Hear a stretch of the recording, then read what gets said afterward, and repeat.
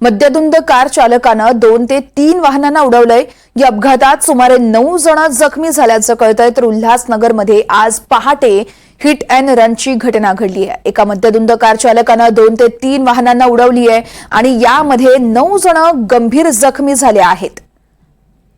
उल्हासनगरच्या कॅम्प 4 मधील शासकीय प्रसूतीगृह ते विनस चौक या परिसरातच पहाटे 5च्या सुमारास ही संपूर्ण घटना घडली आहे। भरधाव वेगानं एक स्विफ्ट डिझायर कार येत होती आणि याच कारनं 2 दुचाकी आणि एका रिक्षाला धडक दिली आहे। यामध्ये कारमधील प्रवासी सुद्धा जखमी झालेत। या सर्वांवर सध्या रुग्णालयात उपचार सुरू आहेत। निनाद करमरकर आमचे प्रतिनिधी या संदर्भात आपल्याला अधिक माहिती देतील। निनाद, यामध्ये जे जखमी झाले आहेत त्यांची प्रकृती नेमकी कशी आहे?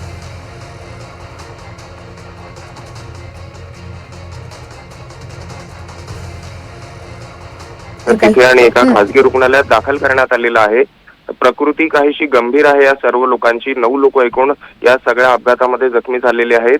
स्विफ्ट डिझायरचा जो चालक आहे तो मद्यधुंद अवस्थेत होता असं सांगितलं जात आहे आणि त्याने एक रिक्षा 2 दुचाकी यांना धडक दिली आणि त्यानंतर जो सर्कल असतो चौकातल्या त्या सर्कलला त्याची गाडी येऊन धडकली। या अपघातामध्ये त्याच्या कारमधले जे लोक होते ते देखील जखमी झालेले आहेत। कारमध्ये देखील सगळीकडे रक्त लागलेलं आहे।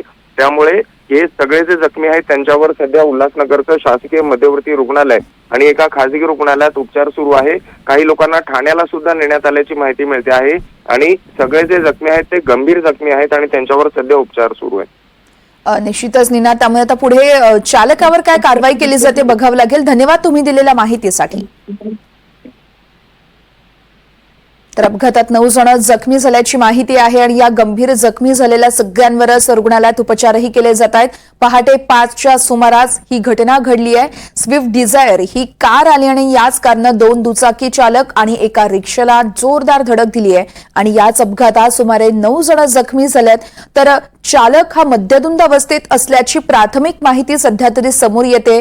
ज्या गाडीनं धडक दिली त्या गाडीत देखील काही प्रवासी होते, ते देखील गंभीर जखमी झालेत। आता पुढे नेमकं काय होतंय, या चालकावर कारवाई केली जाते का ते बघावं लागेल।